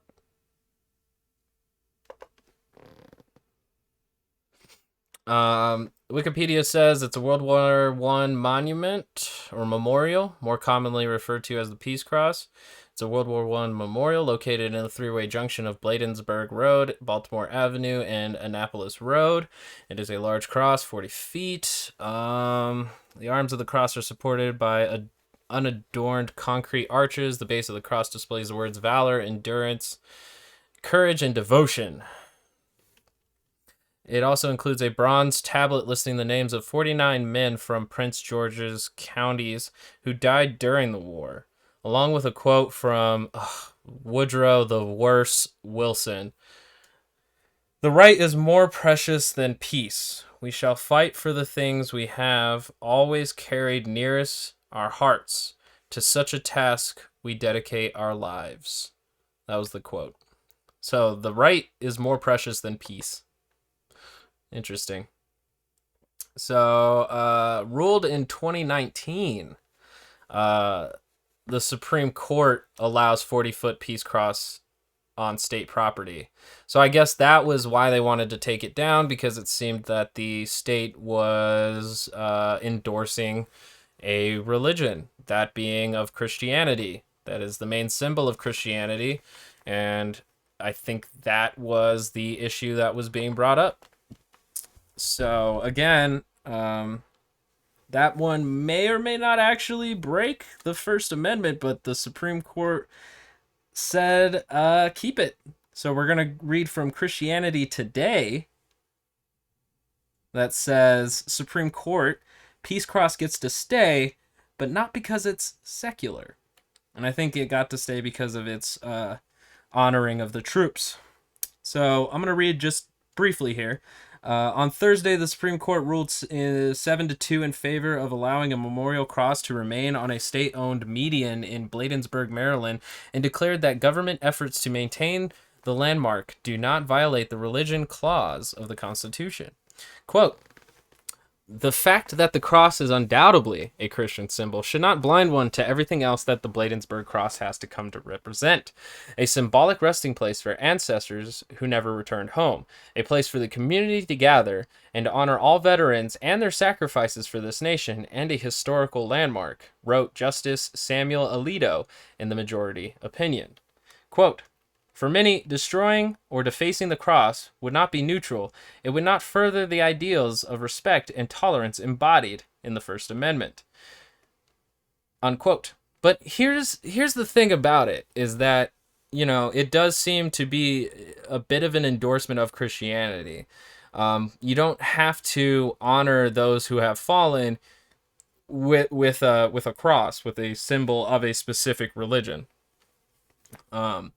And I think that they ended up kind of skirting it, the whole religious thing about it, in order to invoke the idea that it's for the troops. So I actually see this one a little bit more shades of gray, and I actually don't think I 100% agree. I know tearing down the cross would hurt a lot of Christians, but there's a lot of people in this state, in this nation, that are not Christian, and so I don't see why replacing it possibly with like anything else that would also commemorate the memory of these troops to be any more harmful. The thing is that they decided not to piss off the Christian community and decided to uphold the idea that that is a symbolic resting place for ancestors, which has to have a cross. It has to. But I don't even think that we have those at our most of our military cemeteries. So I just want that to be acknowledged. We got the context there. Let's get back to the video. Has stood for almost 100 years in honor of 49 young men who died fighting in World War I. Yet in 2017, a court ordered the cross to be torn down. One judge offered a novel compromise. She suggested we chop the arms off the cross to make it less offensive. Fortunately, we won that case 7-2 at the United States Supreme Court. if you could see his face in the delivery, is that he was offended by the idea of chopping those arms down. And that's what I'm talking about, is that they did not want to offend the Christian population, but they also didn't want to reach a neutral position by having a memorial that wasn't symbolically Christian, which could offend others depending on their own beliefs. And that cross is still standing. 100%, like, to be perfectly clear, like, I'm not offended by the cross still standing. I just find it a bit hypocritical for them to allow the state to endorse, even the Supreme Court to endorse the Christian symbol. So that's my issue, is that it does seem that one is more of an endorsement than the coach who prayed for 15 seconds. America is also still standing, but it won't be for much longer. Not as the free country the founders envisioned, if we don't take these threats to religious freedom seriously. The great historian of post-revolutionary... I don't think any of those were necessarily threats to religious freedom, as they put it. Like I said, like, we can commemorate those troops without the church symbol. The thing about the Jewish community, to me, is that it's not banning Jews from being Jewish. It's really probably more related to the gatherings in terms of COVID, which everybody has to kind of deal with in their own ways, but the church and a lot of religious people don't want to do. They still want to do their gatherings, when in the grand scheme that actually hurts the rights of others, because at church gatherings, if there's allowed a lot of people, those people can get infected, and then they can go to the grocery store and infect other people. So, that's another thing to consider. But with the coach Kennedy, I'm having a bit of a hard time. That one I'm having a little bit more of a hard time, that the district can tell him not to express his religion, even though in the First Amendment we all have the right to the freedom of expression. So America, Alexis de Tocqueville, understood this very well. When men attack religious beliefs, they are following their emotions, not their interest. Tyranny may be able to do without faith, but freedom cannot. I'm Kelly Shackelford, president of First Liberty for Prager University. Yeah, the president of First Liberty. I knew it because I looked up those cases and it instantly took me to his website. But yeah, it's really difficult here. It's really difficult here because of, the fact that religion, like I said, religious freedom tends to oppress others who do not believe in that religion. So that's kind of the real crux of the problem that I have. And that's not so important to them because they want the fruition of Christianity, because it actually really does help them in building the American exceptionalism and the American mythos of this being God's chosen land, and everything else that we do, because it's very important, like I said, for our institutions to have the tradition and ritual of religion, because we swear on the Bible for testifying in court. Politicians are sworn into their positions with their hand on the Bible, as the president is as well. So we're not overtly Christian, but we are a Christian nation in a lot of ways, one nation under God. So, not seeing 100% discussion from the right to have the freedom of religion, where every religion is allowed to exist on this plane. They use that argument in order to make sure that Christianity and its rules are upheld. And that's what we're going to see develop more as we have Amy Coney Barrett joining the Supreme Court, and whether or not they're going to attack abortion rights. And I don't see them, like I said, I don't see them going after gay marriage, but it was a major issue for the religious in America, because it is against their religion that man should never lay with another man. But the thing is that when you're a part of that religion, I think it means that if you are a man of Christian faith, then you shall not lay with another man. It doesn't say that if you see another man laying with another man that you have to stone them to death, personally, but it might be. Let's see. We're gonna homosexuality. and the Bible.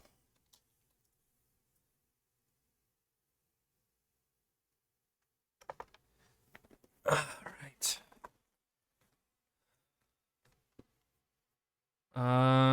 So we have from CatholicHawaii.org, if it loads.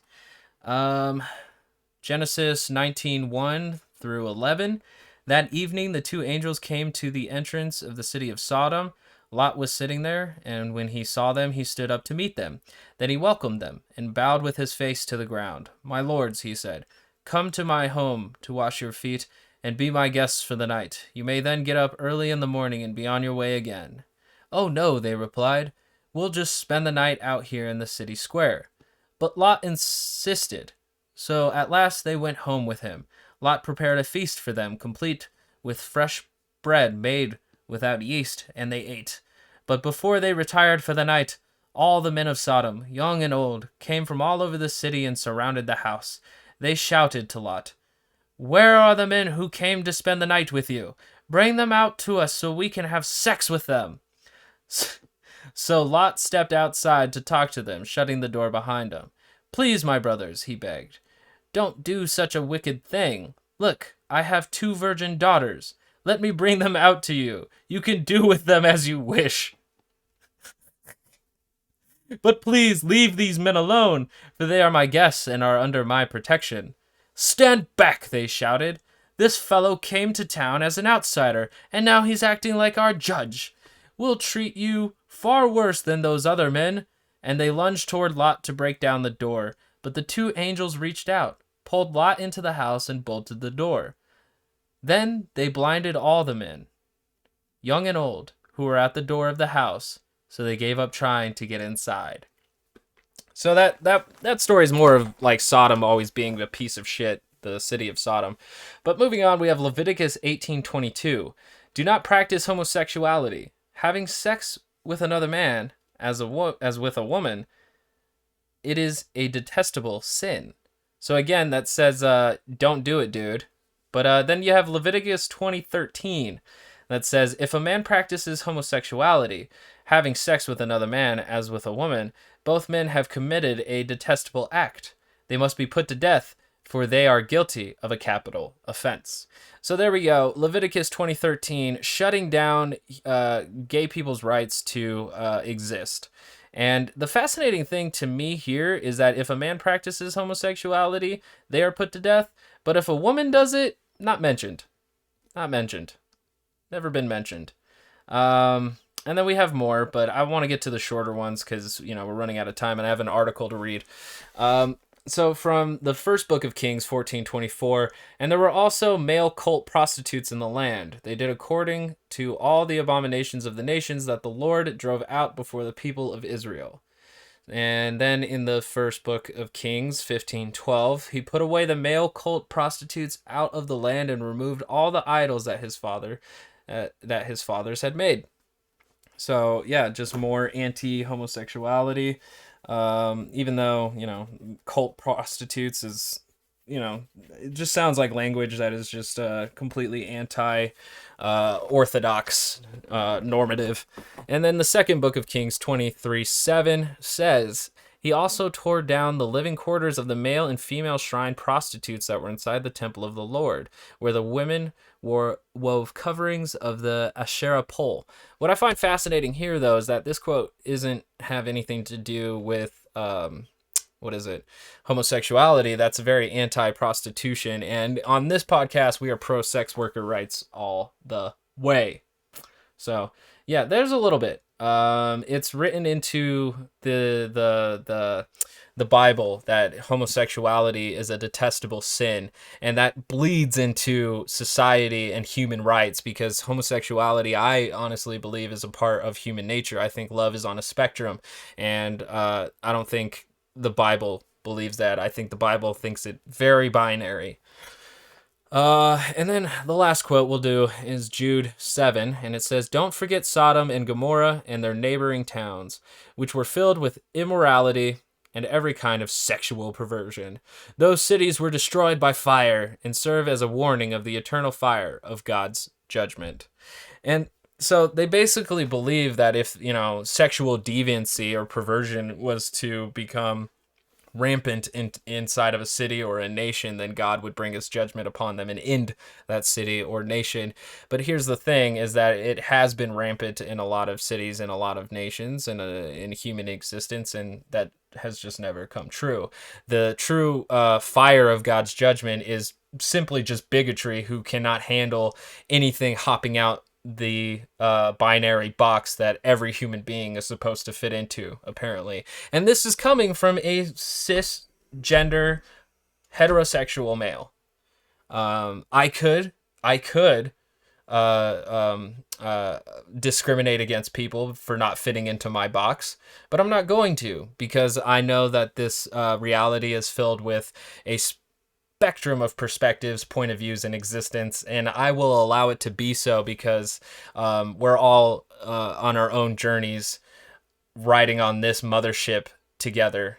So hate on it if you will, but if you do, please do not listen to this podcast. Please do not talk to me, and please do not come near me, because if we're not going to have a civil discussion, or at least an enlightening one, about the subject, then we should just avoid it entirely and try to figure out how we're going to allow people their individual rights while also allowing freedom of religion. I'm not talking about religious freedom, because that's allowing Christianity's rules to dictate the lives of others, but the freedom of religion for people to be Christian if they so choose. I'm all for that. But once Christians start saying, what did the Westwood, not Westwood, Westwood TV, the Westboro Baptist Church, I think, said God hates fags and that, and soldiers, because they allowed gay people to join the military. And so they had a problem with that, and they would go and protest veterans' funerals. That's that bleeding of religious freedom collapsing upon individual freedoms.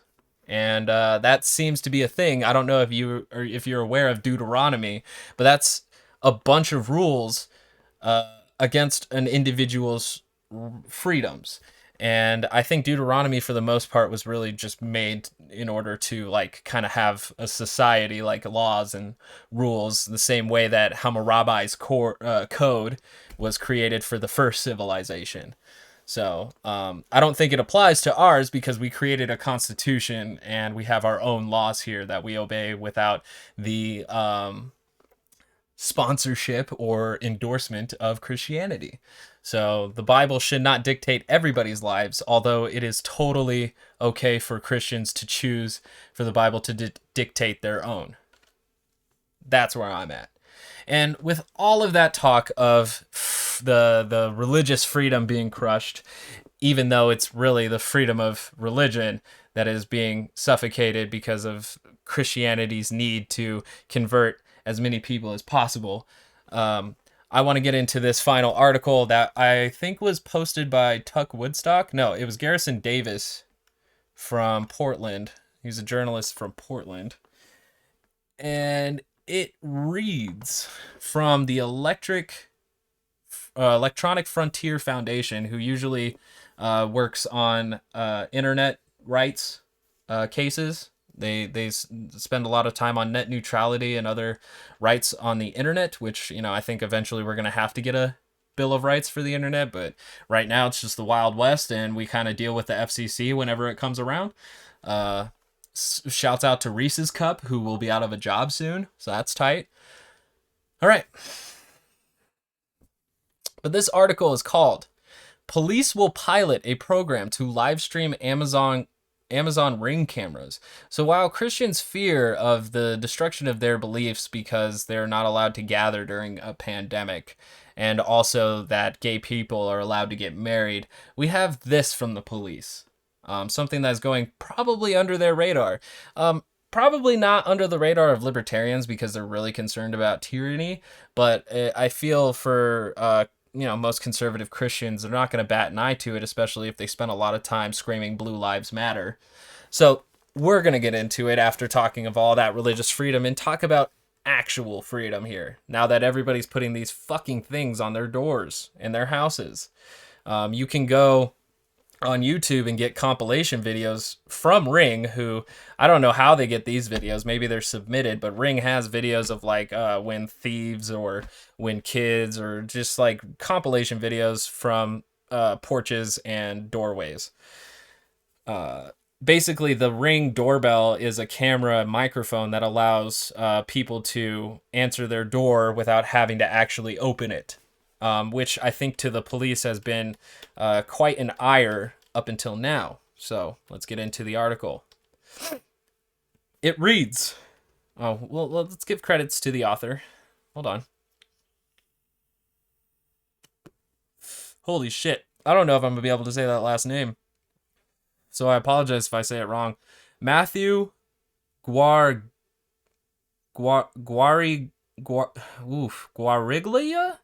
Guariglia. Okay. By Matthew Guariglia. And it reads, "This is not a drill. Red alert.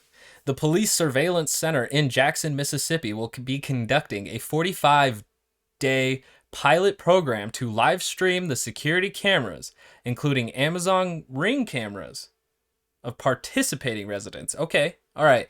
That's at least a start. I was really concerned when I had seen that this headline that it was randomized, because I don't think we have any protections. I don't know if if them watching you through your camera necessarily breaks the Fourth Amendment, but we also know that the NSA has been doing that with the Patriot Act and collecting everybody's phone calls, emails, text messages, and internet data. So, them, if they were doing it without permission, I would not have been surprised. But I am surprised that they are doing it with permission. So, the article continues, "Since Ring first made a splash in the private security camera market, we've been warning of its potential to undermine the civil liberties of its users and their communities. We've been especially concerned with Ring's 1,000 plus partnerships with local police departments, which facilitate bulk footage requests directly from users without oversight or having to acquire a warrant. No warrant necessary." Yep, that's what I'm saying. Is that these new cameras on everybody's houses may not have restrictions based on the Fourth Amendment, which is quite possibly a serious oversight. But this is a new time, and the Fourth Amendment was written 200 years ago.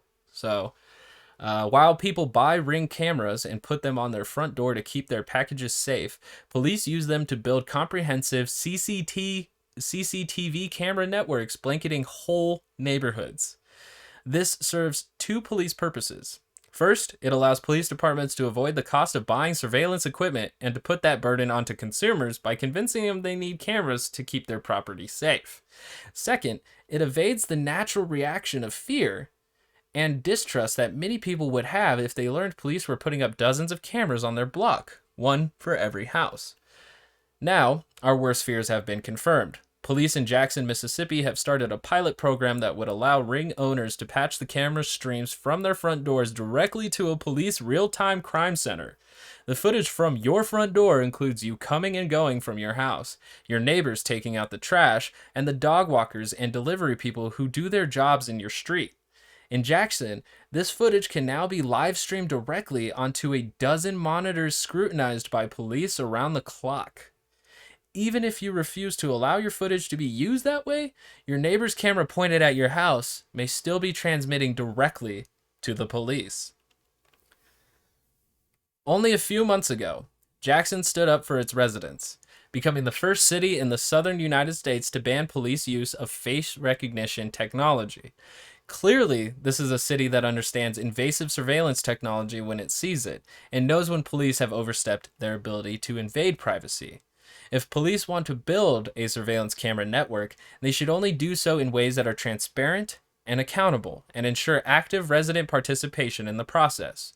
In the many cities that have enacted community control over police surveillance, ordinances, residents, through their legislators, have more say in whether or not police may build a program like this.